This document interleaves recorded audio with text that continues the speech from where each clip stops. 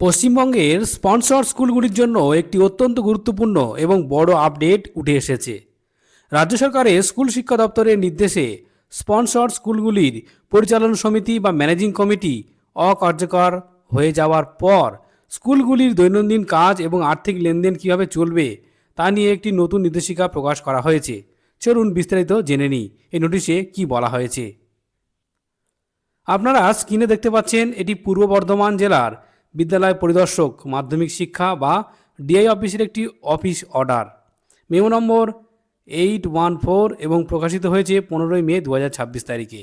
এই নোটিশে পরিষ্কারভাবে বলা হয়েছে, গত 14 মে 2026 তারিখে স্কুল শিক্ষা দপ্তরের একটি নির্দেশিকা, যার মেমো নম্বর 582 SES 5C1 2026 অনুযায়ী স্পন্সর স্কুলগুলির সভাপতি এবং PIE দের মনোনয়ন বাতিল করা হয়েছে। এর ফলে এই স্কুলগুলির ম্যানেজিং কমিটি এখন ডিফাঙ্কড বা অকার্যকর হয়ে পড়েছে। যেহেতু ম্যানেজিং কমিটি নেই, তাই স্কুলের প্রশাসনিক এবং আর্থিক কাজকর্ম যেমন শিক্ষকদের বেতন বা অন্যান্য বিল পাসের জন্য DDO অর্থাৎ ড্রয়িং অ্যান্ড ডিসবার্সিং অফিসারের প্রয়োজন।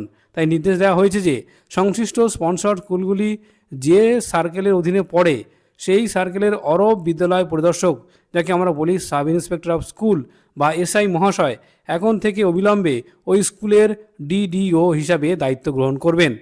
তবে এখানে একটি গুরুত্বপূর্ণ বিষয় উল্লেখ করা হয়েছে, এই নিয়মটি সেই সমস্ত স্পন্সর স্কুলের ক্ষেত্রে প্রযোজ্য হবে না যেখানে ইতিমধ্যেই কোনো অ্যাডমিনিস্ট্রেটর বা প্রশাসক বা DDO কাজ করছেন। অর্থাৎ যেসব স্কুলে আগে থেকেই আলাদা করে DDO বা অ্যাডমিনিস্ট্রেটর বসানো আছে সেখানে তারাই দায়িত্ব পালন করে যাবেন।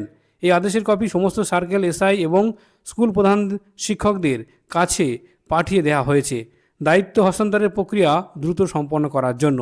প্রাথমিকভাবে এই অর্ডারটি পূর্ব বর্ধমান জেলার হলেও শিক্ষা দপ্তরের মূল নির্দেশিকাটি যেহেতু রাজ্য স্তরের, তাই অন্যান্য জেলাতেও অনুরূপ নির্দেশিকা জারি করা হচ্ছে।